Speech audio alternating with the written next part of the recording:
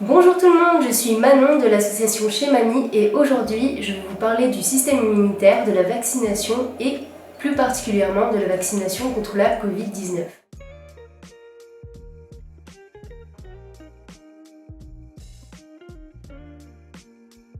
Je ne pense pas me tromper si je dis que vous êtes au courant pour la situation de pandémie liée au coronavirus. Vous devez aussi savoir que les chercheurs ont développé, à la sueur de leur front, des vaccins capables de nous en prémunir. Seulement voilà, d'après ce que j'ai pu constater, un grand nombre de personnes restent sceptiques face aux vaccins. Est-ce qu'ils sont utiles? Est-ce qu'ils sont dangereux? Et comment est-ce qu'ils fonctionnent au juste? Parce que je pense qu'un des plus grands facteurs d'hésitation, c'est le manque de connaissances sur le sujet, sur les vaccins, sur les différents types de vaccins. Donc la crainte est légitime parce que personne n'a envie de se faire injecter dans le corps quelque chose qu'il ne comprend pas. En plus, la crainte et le scepticisme sont renforcés par un climat général de méfiance où les gens ne savent plus où se trouve le vrai et le faux dans ce qu'on leur dit. Donc voilà, moi c'est dans ce cadre-là que j'ai trouvé pertinent de faire quelques recherches sur le sujet et de vous les partager en vidéo, en collaboration avec la fille d'à côté pour les animations et Isotech pour le montage. On espère que avec ça, vous aurez plus de cartes en main pour pouvoir faire un choix construit face à la vaccination,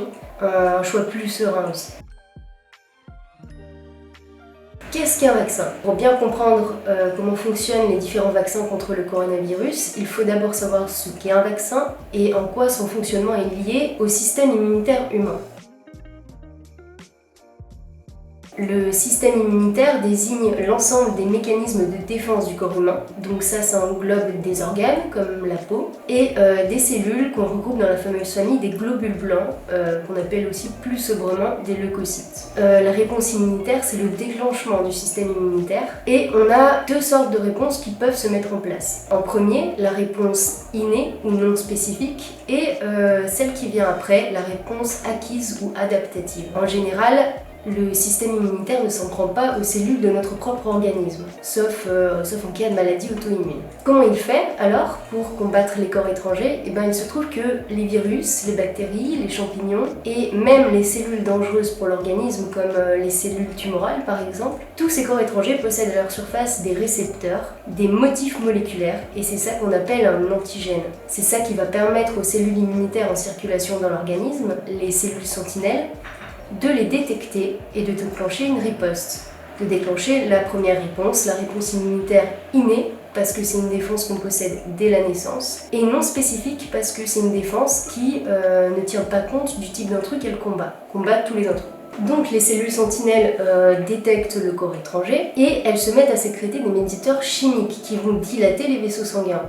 Cette vasodilatation permet un afflux de globules blancs vers la zone infectée. C'est la diapédèse. En conséquence de tout ça, la zone infectée gonfle, elle rougit, elle s'échauffe et on a mal. Et ça, c'est les symptômes de la réaction inflammatoire. Parmi les globules blancs qui accourent sur les lieux, on trouve les célèbres phagocytes. Eux, c'est simple, ils vont ingérer les corps étrangers, les digérer et recracher les déchets. Donc voilà, ça c'est la première défense. Si cette première défense ne suffit pas à endiguer la propagation de l'infection, et c'est généralement le cas pour les infections virales. Alors nos petits phagocytes, ils vont se mettre à digérer partiellement le pathogène et présenter sur leur surface leurs fragments antigéniques. Devenus cellules présentatrices d'antigènes, ils vont migrer vers les ganglions lymphatiques et ils vont permettre à l'organisme de mettre en place sa deuxième ligne de défense, la réponse immunitaire acquise ou adaptative. Acquise parce que c'est une défense qu'on n'a pas dès la naissance, elle s'acquiert, elle nécessite un apprentissage. Et adaptative parce que cette fois, c'est une défense qui va tenir compte du type d'intrus qu'elle combat. C'est une réponse qui fait intervenir des cellules spécialisées dans un seul type de pathogène, les lymphocytes. L'un de leurs rôles principaux à ces lymphocytes, ça va être la production de molécules qui sont à même de se fixer spécifiquement sur un antigène. Et ça, c'est ce qu'on appelle les anticorps. On a deux types de lymphocytes dans notre organisme, les lymphocytes B et les lymphocytes T. Leur action diffère un petit peu. Les lymphocytes B, ils sont produits dans la moelle osseuse et ils sont stockés dans les organes lymphatiques secondaires, comme la rate ou les ganglions. Une fois qu'ils sont produits, ils possèdent à leur surface des anticorps non activés. Donc nos jeunes lymphocytes B, ils sont dits naïfs. Et dans un premier temps, les antigènes du pathogène vont venir se fixer sur les anticorps et induire la spécialisation du lymphocyte B, grâce notamment à l'intervention d'une molécule qui est très importante. Cette molécule, c'est l'interleukine. Et cette phase où le lymphocyte B naïf devient un expert, c'est la phase de sélection clonale. Une fois devenu expert, notre lymphocyte B il va entrer en mitose, c'est-à-dire en division cellulaire. En gros, il va se cloner plein de fois pour créer une troupe de clones experts. Cette phase-là, c'est la phase de prolifération ou d'amplification clonale. Elle est elle aussi rendue possible grâce à l'interleukine. Donc on a notre troupe elle va se séparer en deux. Il y en a une partie qui va évoluer en plasmocytes, c'est des cellules qui sont capables de produire des anticorps circulants. C'est précisément parce qu'ils produisent des anticorps circulants que la réponse des lymphocytes B est désignée comme la réponse humorale. Les anticorps vont venir se fixer sur les antigènes du pathogène, ils vont occuper tous ces sites et notre pathogène il sera bloqué. Il ne pourra plus bouger, il ne pourra plus infecter des cellules, il ne pourra plus se propager. Il est neutralisé dans ce qu'on appelle un complexe immun qui sera détruit par phagocytose. Et l'autre partie de la troupe, elle va aller rejoindre les organes lymphatiques secondaires et constituer un stock de cellules mémoire. Parlons des lymphocytes T maintenant. Eux aussi, comme les lymphocytes B, ils sont produits dans la moelle osseuse. Mais eux, ils vont être envoyés maturer dans le thymus. Le thymus, c'est un organe qui est un peu comme l'école des lymphocytes T. Ceux qui sont autoréactifs vont être détruits, ceux qui s'en prennent au corps vont être détruits. Et les autres vont évoluer soit pour devenir des lymphocytes T8, soit pour devenir des lymphocytes T4. Cette fois, contrairement aux lymphocytes B, l'action des lymphocytes T ne passe pas par la production d'anticorps circulants. C'est des lymphocytes qui ont besoin que des antigènes leur soient présentés par une cellule présentatrice d'antigènes pour devenir des experts. Ils ont besoin de contact. C'est pour ça que la réponse des lymphocytes T est dite cellulaire. Donc, comme pour tous les lymphocytes, ils passent par la phase de sélection clonale, puis une phase de prolifération clonale. Ces phases toujours rendues possibles grâce à l'interleukine. Eux aussi, ils sont naïfs et ils vont se spécialiser au contact de l'antigène présenté par les cellules présentatrices d'antigènes. Une partie de la troupe va rejoindre le stock mémoire et l'autre partie de la troupe va évoluer en lymphocytes T cytotoxiques. Ces lymphocytes T cytotoxiques, ils vont aller au contact des cellules infectées pour provoquer leur apoptose, c'est-à-dire leur destruction par la libération de molécules toxiques. Les déchets de l'apoptose seront ensuite éliminés par phagocytose.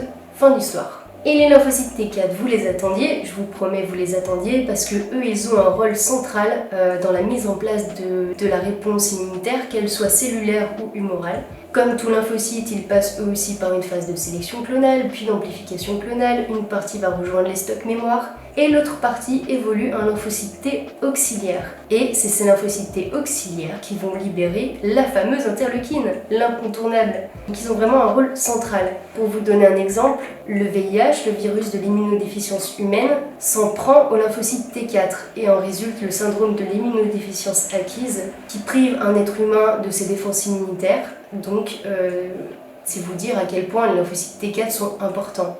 Donc voilà, maintenant vous connaissez un petit peu mieux la mise en place de nos défenses immunitaires.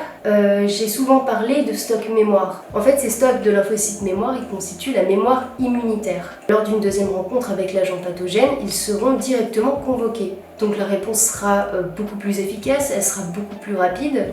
Et en général, l'agent pathogène sera détruit avant d'avoir eu le temps de proliférer et de déclencher des symptômes qui pourraient mettre en danger votre santé. Pour l'exemple, si vous avez eu la varicelle quand vous étiez petit, normalement vous l'avez eu qu'une fois dans votre vie. Et ben voilà, c'est grâce à ça, c'est grâce à la mémoire immunitaire.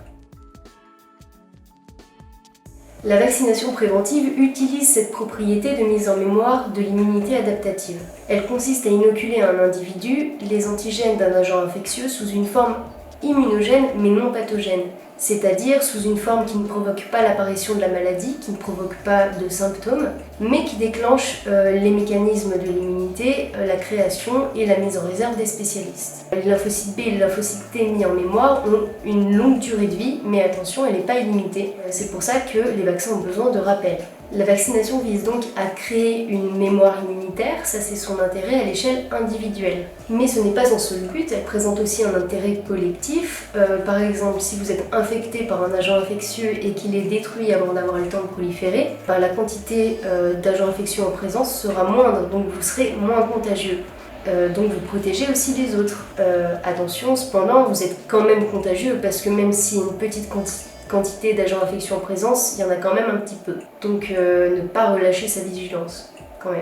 C'est lors de la phase de multiplication d'un agent infectieux que des mutations ont l'occasion d'apparaître dans son code génétique. Des mutations qui peuvent entraîner une modification de son mode de fonctionnement, qui entraîne l'apparition de variants qui peuvent être plus contagieux ou plus agressifs. Donc vous l'aurez compris, tant qu'il y a réceptacle pour proliférer, il y a une possibilité d'apparition de variants. Et plus le nombre de personnes immunisées contre une maladie augmente, moins cette possibilité est importante. Donc si vous faites vacciner, vous limitez les possibilités d'apparition de variants. Ce qu'il faut retenir de tout ça, c'est que la vaccination vise à vous protéger individuellement et de fait, elle vise aussi à protéger tous les autres. C'est pour ça qu'on entend souvent parler d'atteindre une immunité collective. Depuis les années 1970 et les premières inoculations expérimentales de la variole en passant par les recherches de Pasteur jusqu'à nos jours, la recherche vaccinale a fait pas mal de progrès. Énormément de vaccins ont été développés et même si ils ont tous pour but de déclencher les mécanismes de la réponse adaptative, ils ne sont pas tous pareils. Donc je vais vous en citer quelques-uns ici, je vous les citerai pas tous parce que sinon la vidéo durerait des heures, mais ça vous donnera déjà une idée de ce qui existe et de ce qui a été fait. J'ai classé mes exemples en deux catégories, les vaccins vivants et les vaccins non vivants.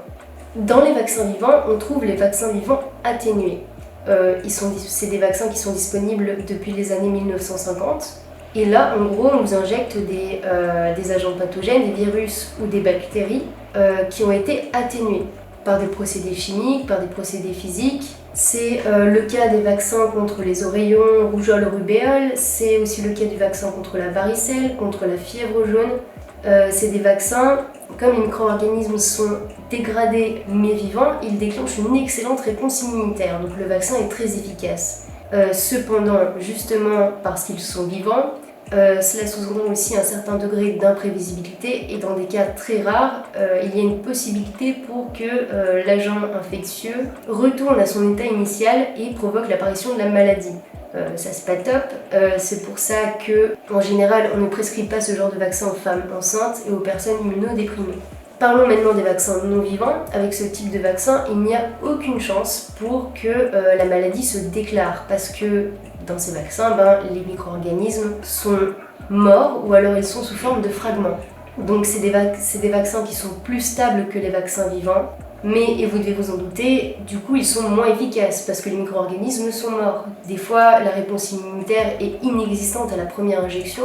Souvent, c'est des vaccins qui nécessitent plusieurs injections. Et surtout, ils nécessitent l'apport d'un adjuvant pour être efficaces. Dans les vaccins non vivants, on trouve les vaccins inactivés, qui eux sont composés de micro-organismes tués par des procédés physiques ou chimiques. C'est le cas du vaccin pour la coqueluche par exemple. On trouve aussi les vaccins sous-unitaires où là seul un fragment, un morceau de l'agent pathogène est injecté. Ça peut être une anotoxine, une toxine désactivée. C'est le cas de vaccins contre le tétanos et la diphtérie.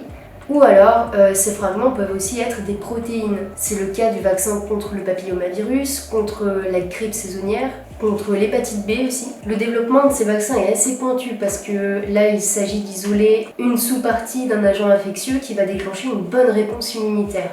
Donc ça demande un travail assez rigoureux. Et dans les vaccins non vivants, on trouve aussi les vaccins nouvelle génération, comme les vaccins ARN messagers. Les vaccins ARN messagers, l'ARN qu'est-ce que c'est? L'ARN messager, l'acide ribonucléique, c'est ce qui permet aux cellules de décoder l'ADN. En gros, c'est un plan de fabrication. L'ARN qui traduit une partie du virus est injecté dans le corps, il va infecter une de nos cellules qui va alors exprimer à sa surface ce qui est codé par l'ARN. Donc si l'ARN code une protéine du virus, notre cellule va exprimer à sa surface une protéine du virus. Ce genre de vaccin demande des techniques de conservation à très basse température, du coup le circuit logistique pour leur distribution est plutôt galère. C'est un peu moins le cas pour les vaccins à vecteurs viraux. qui sont aussi des vaccins nouvelle génération.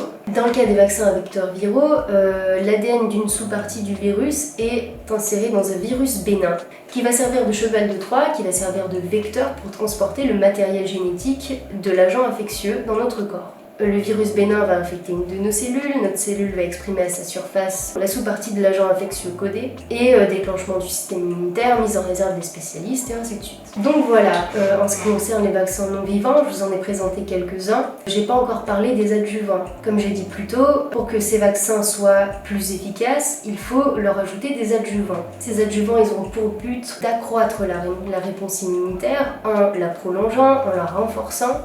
En général, c'est des sels d'aluminium. Les sels d'aluminium, ils vont stimuler les phagocytes et déclencher la réponse immunitaire innée.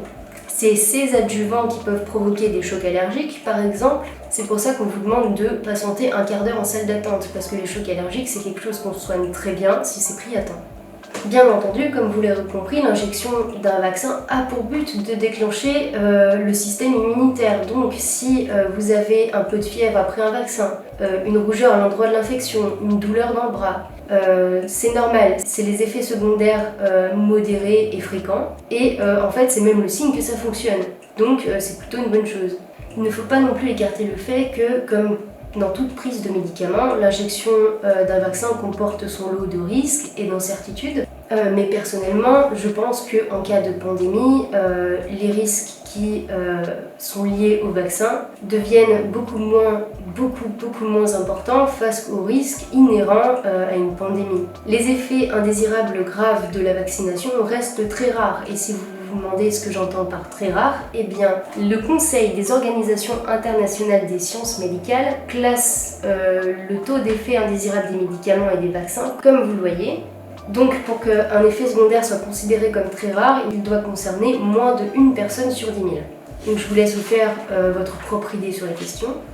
Toujours selon mon opinion, ces risques, ils ne sont pas plus importants que ceux qui sont liés au fait de respirer de l'air pollué par exemple, ou au fait de fumer, ou au fait de boire de l'alcool, même pas plus importants que les risques auxquels on s'expose en prenant le volant. Il faut aussi savoir que dans les faits, pour garantir la sécurité de son utilisation, le développement d'un vaccin est soumis à des exigences réglementaires très strictes. Avant d'être mis à disposition de la population, le vaccin nécessite la mise en place d'essais cliniques. Il doit être satisfaisant en termes d'efficacité, en termes de qualité, en termes de sécurité aussi, avant d'être validé. Je vais parler uniquement des vaccins qui sont autorisés en France, donc les vaccins qui sont développés par les laboratoires Pfizer-BioNTech, Moderna, AstraZeneca et Johnson & Johnson. Les vaccins développés par Pfizer-BioNTech et Moderna sont des vaccins à ARN messager. Dans leur cas, l'ARN en question, c'est le plan de fabrication d'une protéine de surface du coronavirus. Vous en avez peut-être déjà entendu parler, c'est la protéine Spike. Les vaccins développés par AstraZeneca et Johnson & Johnson, eux, sont des vaccins à vecteur viral, de type adénovirus. Là, c'est encore le plan de fabrication de la protéine Spike qui est insérée dans un virus bénin. Ce sont des vaccins à vecteurs viraux non réplicables, c'est-à-dire qu'ils ne peuvent pas se reproduire à l'intérieur de nos cellules. En gros, notre cellule va être infectée, il va lui pousser une protéine Spike, elle va se faire détruire, point à la ligne, fin de l'histoire. Elle va pas se mettre à engendrer du virus. Je me suis aussi penchée sur quelque chose qui a fait couler beaucoup d'encre et qui a fait beaucoup de bruit, c'est les cas de thrombose, c'est-à-dire de caillots sanguins qui ont fait suite à l'injection du vaccin AstraZeneca. Et selon une étude publiée dans The New England Journal of Medicine, vous excuserez mon accent, les personnes qui sont sujettes à ces effets secondaires présentent des anticorps qui s'attaqueraient à leurs plaquettes sanguines et qui, en s'agrégeant autour d'elles, forment des caillots. Plusieurs pistes quant aux causes de cet effet secondaire sont à l'étude, j'ai rien trouvé de concluant pour le moment, mais je sais que par précaution, le temps de faire des analyses, l'injection de ce vaccin a été suspendue du 15 au 19 mars 2021. Elle a été suspendue jusqu'à ce que l'Agence européenne du médicament rende un avis favorable en constatant que l'effet secondaire restait très rare. De l'ordre de 20 à 25 cas parmi plus de 5 millions de personnes vaccinées selon le professeur Alain Fischer. Donc souvenez-vous du classement que je vous ai montré tout à l'heure, on est dans les clous. Et ça veut dire que le risque inhérent à l'injection de AstraZeneca est bien moindre que le risque inhérent à la pandémie. Donc il a été réautorisé. Je sais qu'il y a aussi un scepticisme face aux vaccins qui réside dans le fait qu'ils ont été développés très très vite. Du coup, je me suis aussi penchée sur ce sujet. Et en fait, je me suis rendu compte que la Commission européenne avait engagé plus de 2,7 milliards d'euros pour aider les laboratoires qui étaient le plus avancés dans ce genre de recherche. Donc, toutes les phases de développement d'un vaccin ont bien été respectées. En fait, c'est juste que les choses elles vont plus vite quand il y a des fonds et quand on y met les moyens. Bon, c'est un peu dommage de toujours attendre d'être au pied du mur pour mettre les moyens, mais bon. Pour que vous puissiez y voir plus clair, je vous ai fait un petit tableau. Un petit tableau dans lequel on trouve le nom des vaccins et des fabricants, les types de vaccins, le nombre de doses et l'efficacité. Pour faire ce tableau, je me suis basée sur les recommandations provisoires pour l'utilisation des vaccins, qui a été rédigé par le groupe stratégique consultatif d'experts de l'OMS, la SAGE. Donc voilà, j'espère qu'au terme de cette vidéo, vous avez pu apprendre des choses. C'est une vidéo qui se voulait informative, même si vous avez sûrement vu mon avis transparaître tout au long de mes explications, il n'influe pas sur la fiabilité des faits que j'ai énoncés. Si vous voulez vérifier, j'ai mis tous les liens de mes recherches en description. Je vous encourage d'ailleurs à y jeter un œil, et même pourquoi pas à faire vos propres recherches sur le sujet. Et je pense que c'est encore le meilleur moyen de vous faire votre propre opinion, et une opinion construite et solide sur un sujet. Voilà, merci beaucoup.